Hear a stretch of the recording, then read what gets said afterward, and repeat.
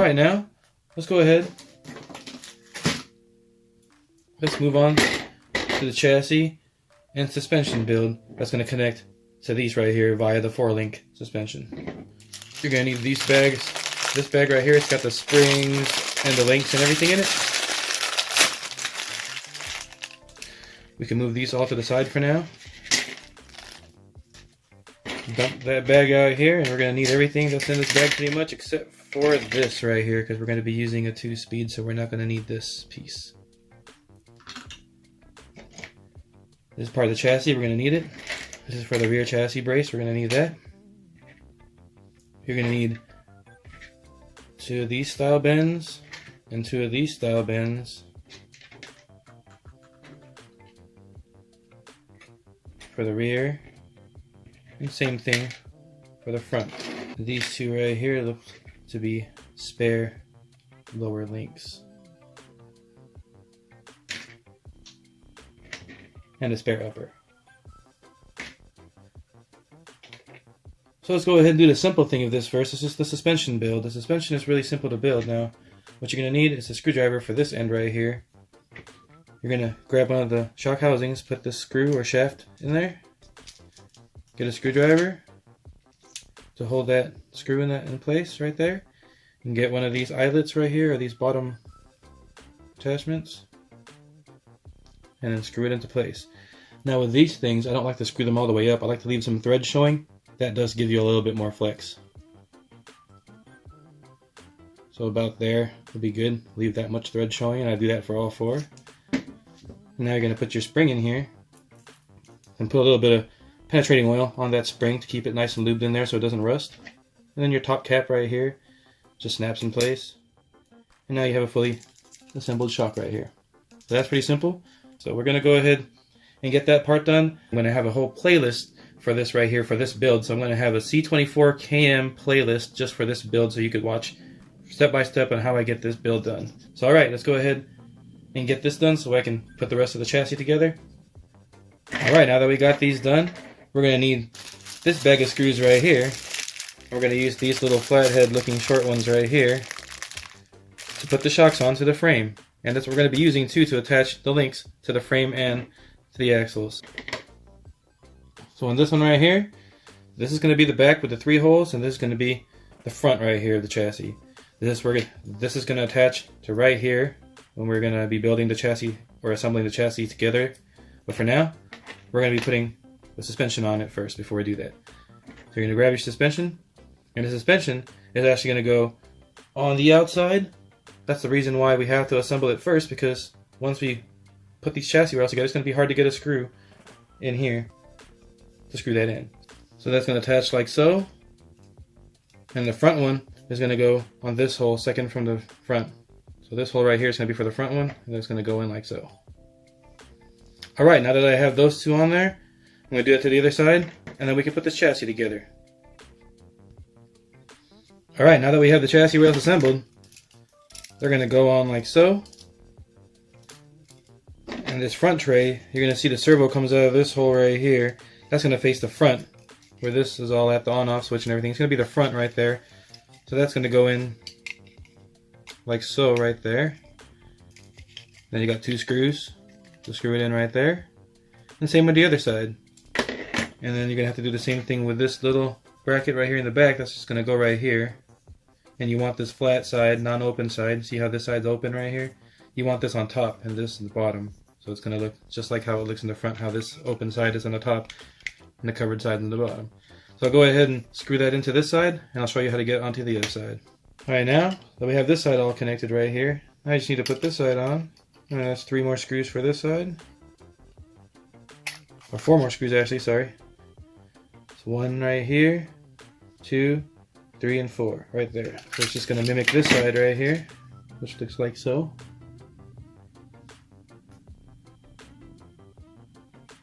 Alright, now that we have this assembled right here, now we can put our links on. We're going to need these links right here, and these links right here. Now the ones that you see right here that have more of a bend to them, that's going to be your top link. That's what's going to attach to this right here once it's fully assembled. So that You see these points right here, close to these tabs? That's what we're going to use to attach the links. These ones that are more bent are going to be on top, like so. So that's going to go in there. You're going to put a screw in there, and we'll get that attached. I'll attach these two right here, or this side, on all four, and I'll show you what it looks like. There you go. See the top link is more bent than the bottom link? Uh-oh. I installed the wrong link down here. This needs to be this link. But anyway, if you look at this assembly right here, the one with less of a bend is at the bottom, and the one with more of a bend is at top. So that's how you arrange it on both sides. Let me get that all done and fix this mistake, and I'll get back to you guys. Alright, once we have all the links assembled, should look like so underneath. And now it'll be easy to get this all arranged here. There you go. So now we gotta install our axles onto our chassis right here. Now all you gotta do is these top ones go up here, and these ones down here go in here. So you're gonna put these in first, and then the suspension links. So I'll show you how that goes. Oh yeah, and before I start assembling everything, you want all of these to be nice and loose. Nothing, none of these screws tight. You want all these to swing around nice and loose. So now I'm gonna put the front assembly onto the front, which is this part of the car or truck, and it's going to sit like so with these two on top, and then screw those in with the same screws I've been using for everything else, pretty much all these kind of screws. Screw these two, and then you're going to put this in to here like so, and the other one on the other side.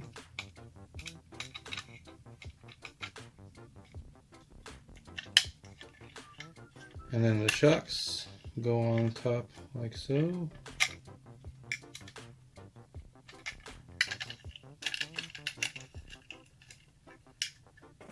It's really hard to do behind the camera, but there you go. And these two go up here where they got disconnected somehow. There you go. And that's how everything should look like fully assembled. One screw here, one screw here, one screw here, and one screw here. So 4 screws gets this whole chassis assembled pretty much, or this whole axle onto this chassis. And let's get that done, and I'll put the rear ones on as well. Alright, there you go. Fully assembled bottom half right here. It's ready to go.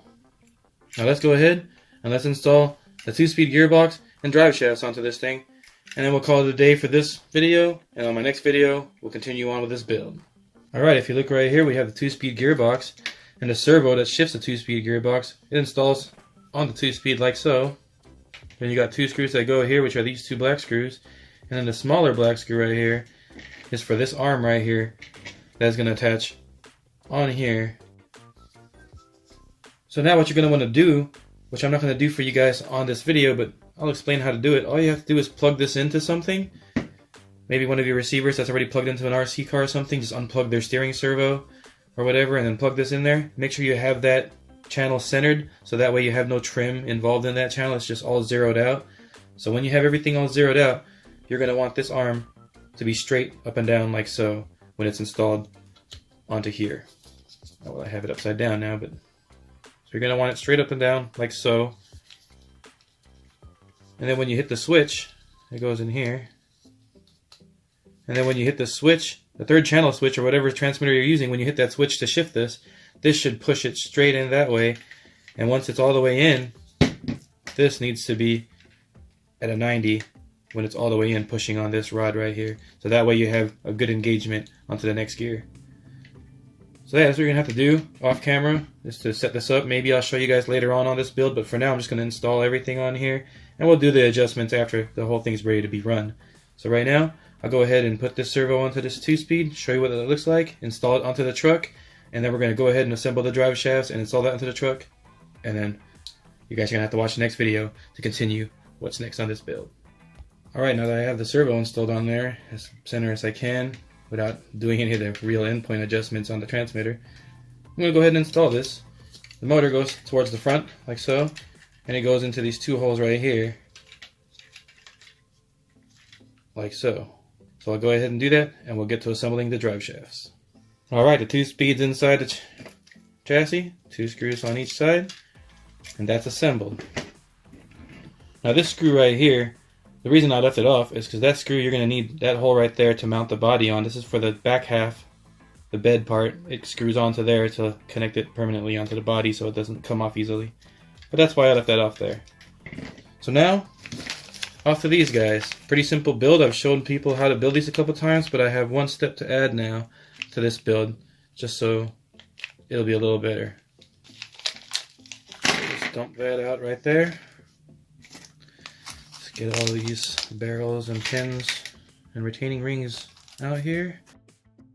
So yes, you have this portion, this portion, this portion, this portion, and then their ends right here. So that's what you're going to need to complete the drive shafts right there. And that's how they're all going to be assembled. So I'll go ahead and assemble one for you guys. Hopefully you can follow. And the rest pretty much assemble the same way. So I'll grab one half right here. Then you'll grab one of these barrels right here. Slide that through in here with the hole showing so you can actually see through the hole right there. Then you're going to put this through here, lining the holes up so you can see through the holes. You're going to grab your pin. You're going to put your pin through here. Then you're going to try to get it inside that barrel hole. And then you're going to try to get all the way to the other side into that hole. And once you have it all the way through like so, I recommend holding it like this, because if you hold it up and down, that pin will just slide right out. So hold it like this. Grab your retaining ring, slide it over the easy side to slide it over. Grab one corner of the retaining ring, and then slide it on, like so.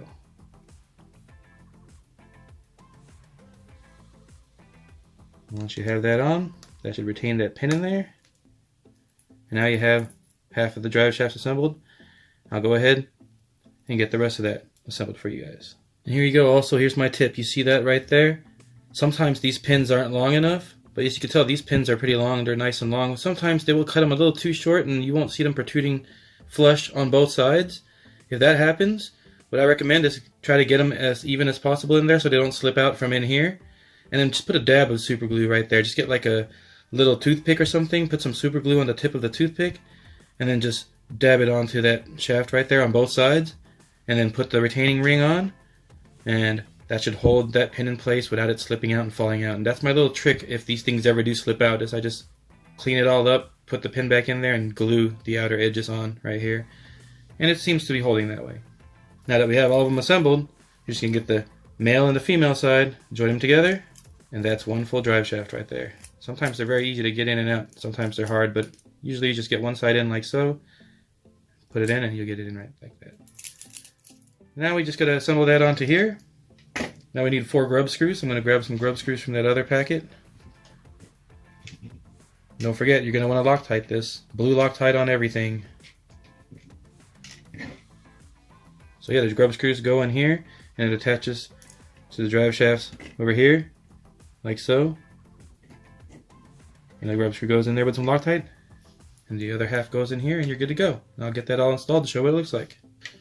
Well, there you go, guys. Drive shafts connected, grub screws installed. Don't forget your blue Loctite on those. Now, what's left to do with this thing is install the tires, the wheel weights on the rims, put the interior and the body together, and also definitely put all the electronics in here, servo, ESC receiver combo, and get everything all tuned up and dialed up to run. So alright guys, I'll go ahead and end this video with this one. Thanks for watching. Go ahead and check out the next video. It should be up tomorrow if you're watching this fresh today, and I just released this today, but if you're not, go ahead and check out the playlist. On my playlist, I should have all the videos for this build in the next couple of days up. Keep up with the build of this guy right here. I'll continue on pretty soon, guys. Have a great day today, and see you on the next one. And don't forget, go run your RCs.